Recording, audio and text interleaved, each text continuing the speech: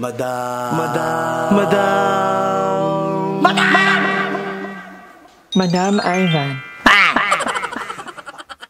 Hi guys! Welcome back to my channel, and for today's video, medyo malamig ang panahon. Kanina pa walang tigil ang ulan dito sa Cavite. Kumusta naman ang panahon dyan sa inyo? I hope na nasa mabuting kalagayan ngayong lahat. But anyway, ngayon gagawa na lang tayo ng video na Q&A. Nag-post ko kanina sa Instagram account kung baka may mga gustong magtanong sa aking NGL para naman alam mo yun, medyo private pa din yung mga tanong. So, may mga napili na ako. Actually, andito na sa laptop ko. Simulan na natin to. First question. Sino yung kaibigan na laging nandyan para sa'yo? Oh, I love that. Actually ako, meron akong tatlong set ng friends na tinuturing. Number one, yung mga friends ko talaga nung college ako, nung high school. Marami naman sila, in all fairness.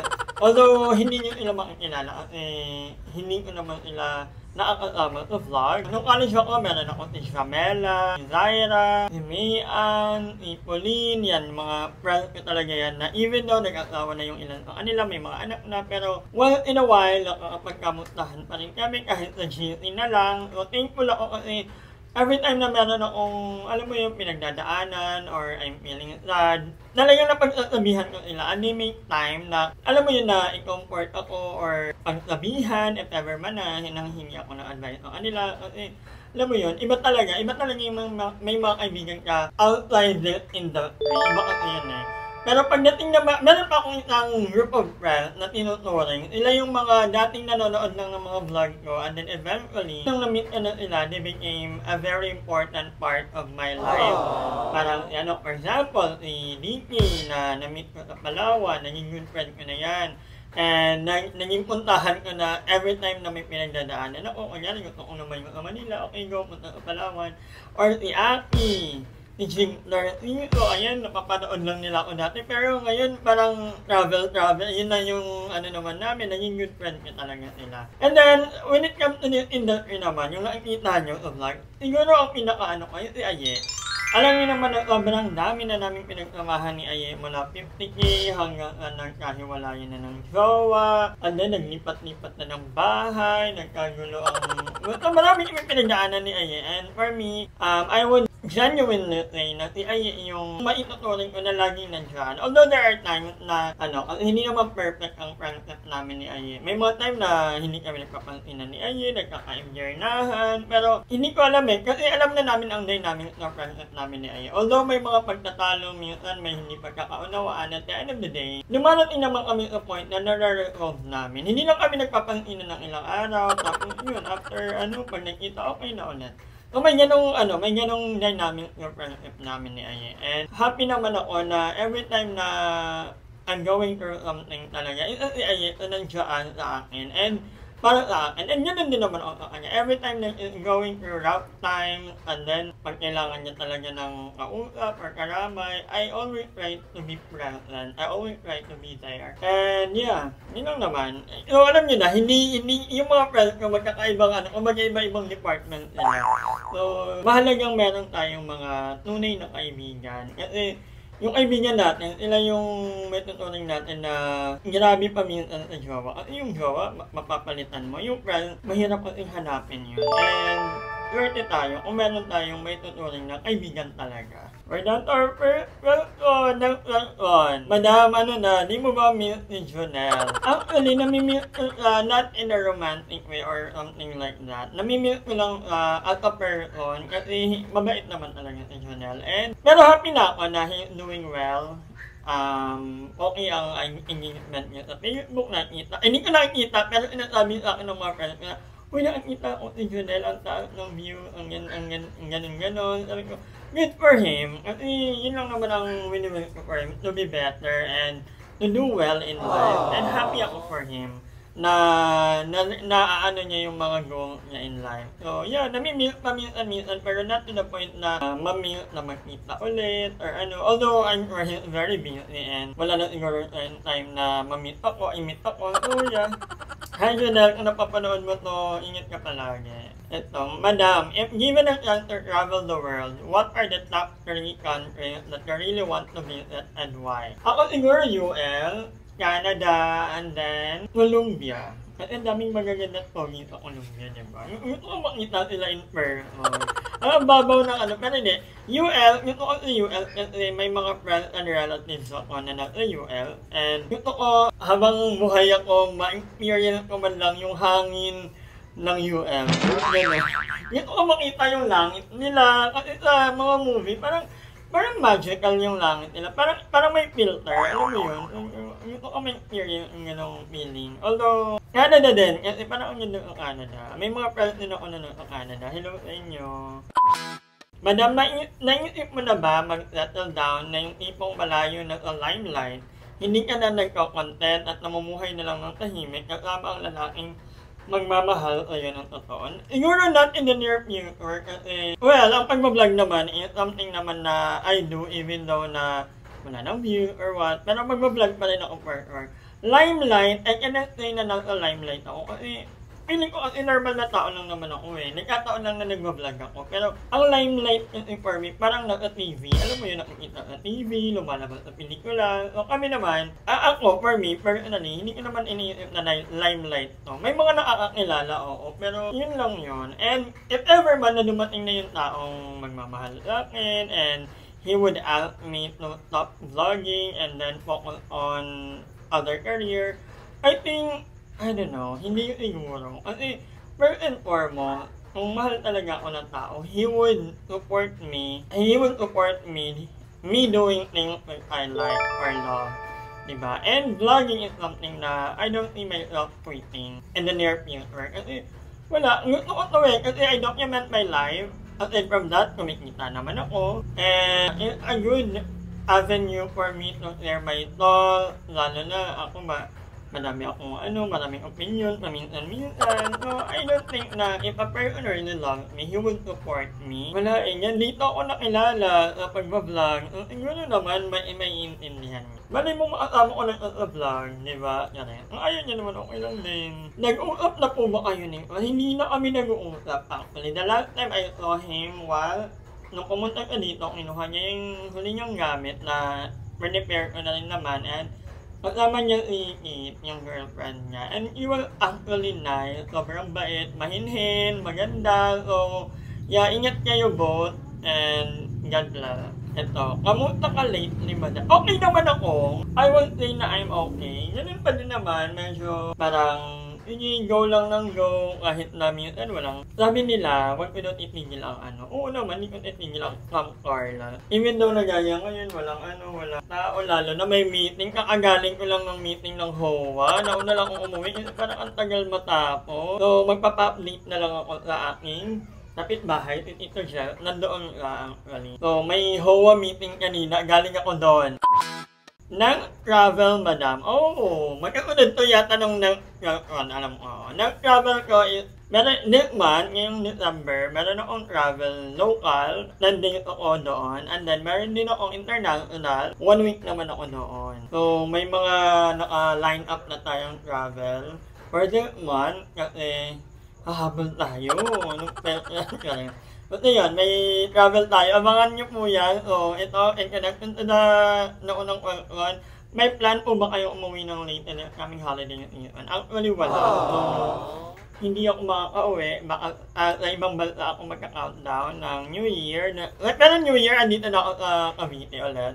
Kasi hapon ang balik ko. So, mag-ano lang ako, mag-unwind. Kasi, magkala ako somewhere. Doon ako mag-New Year. For the first time, kasi I've never done that in my entire life, even before. So, first time ko may experience na mag-New Year sa banyagang bansa. Don't worry guys, I will make our country proud. Pero eme lang.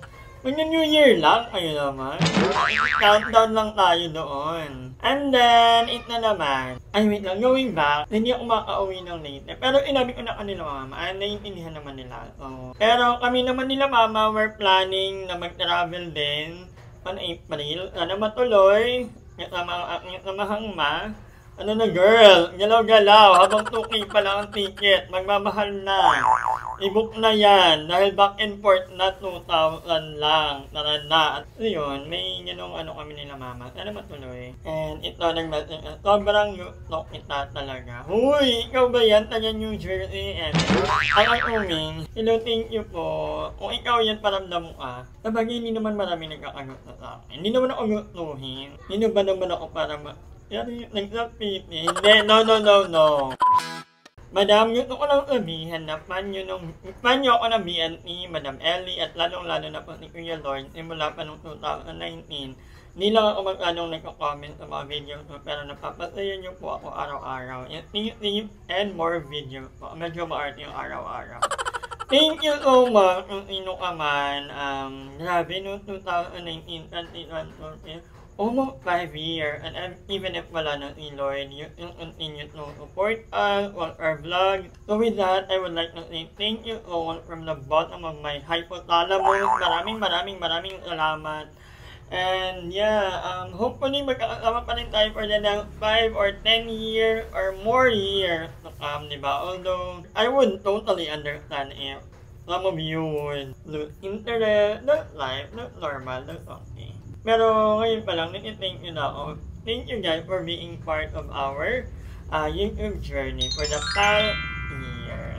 Other times, when you question yourself, wondering why those BNPs you used to guide when they were younger have surpassed you in life. Oh, this is a nice question. Well, honestly, surpass you in life. I think masasabi ko surpass financially speaking. Ang mga ganyan sila, Limuel, yan, lalo na si Jessica. So, honestly, they have surpassed me in that aspect. Pero, hindi ko naman pinapressure ang sarili ko na parang, ang yaman na ni Jessica, or something like that. Hindi naman, I don't view it like that. And siguro naman hindi rin naman ganun. Minsan lang magpayaman, mag-work, and yeah, yun ang ano ko na parang do not ever compare yourself. Ako hindi ko kasi hindi ko kasi pinapressure din naman ang sarili ko. They're lucky and they're very hardworking. Deserve nila yun, yung mga ganung blessing. Hindi ko sinasabi na I'm not hardworking, pero maybe it's not yet my time to get there. Pero yun nga, sabi ko lang, don't compare yourself to others, lalo na sa mga friends mo. Pero in general na lang, do not compare yourself. Kasi if you can compare yourself, lagi kong sasabi sa live, you will end up getting frustrated. Kasi at the end of the day, there will always be people na mas lamang sa'yo. Mas maganda, mas mayaman, mas talented, ano pa ba, you name it. At the end of the day, merong mas nakakalamang sa'yo. And kung lagi mong ikukumpara ang sarili mo, ang mga achievement mo, ang buhay mo, magiging, din mo mapipil yung pagiging miserable. Kasi mapipil, oh my God, grabe sila, ang ganto na sila, ganyan. Pero instead doing that, you focus on yourself. Focus ka sa own happiness mo. What makes you happy, diba? So ako, I don't have that kind of mentality. Fortunately, hindi ko masyadong nararamdaman yung iba kasi they keep on commenting na hindi ka ba na-pressure or are you not? No, hindi ako pressure. In fact, I am happy. Hindi nyo man, siguro yung iba sabi, ay, ang plastic niya. Hindi ko kayo pipilitin, pero from the bottom of my heart, I'm very happy sa success ng mga friends ko. I always celebrate that, even though hindi man ako lagi nandoon sa bawat milestone ng life nila. Pero in my heart, kahit ako lang mag-isa, I'm happy for them and I celebrate their wins in life. And alam ko, ganun din naman sila kung ako na ang, magiging wealthy naman in life. So, yeah, siguro ganun lang yung maging mentality dapat nating lahat. Hopefully na huwag tayong magpaparay or kung ano yung ano ng ibang tao. Kasi at the end of the day, that's your life. You live your life the way you want it to. Kasi at the end of the day, tayo lang naman ang tayo dapat ang masaya. Hindi dapat tayo magpag-ul-ul kung ano yung nininikta ng ibang tao. Eto, anong way mo sa coping up ni Shelly? Kasi ikaw din ay may coping up. Okay, first and foremost, gusto ko lang i-clarify. Mali ko kasi yun. May nilagyan ka na yung mga preview vlog. Sabi ko may coping up. No, hindi siya coping up.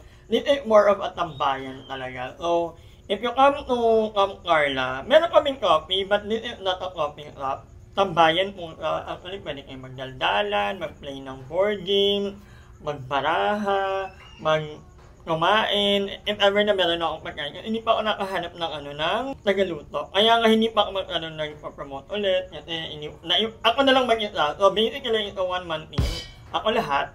So, tagahugal, tagaligpit ng mga kalat, alam mo yung taga-serve, ako lahat. So, yeah, this is not a coffee shop, tambayan mura, where you can meet us, you can talk to us, bonding, Nomo, this is a tambayan, safe place for everyone. So, dun naman sa coffee shop ni Jessica, alam nyo guys, one word to describe it, siguro would be beautiful. Sobrang ganda ng coffee shop ni Jessica. Walang halong effort. Ang ganda ng coffee shop ni Jessica.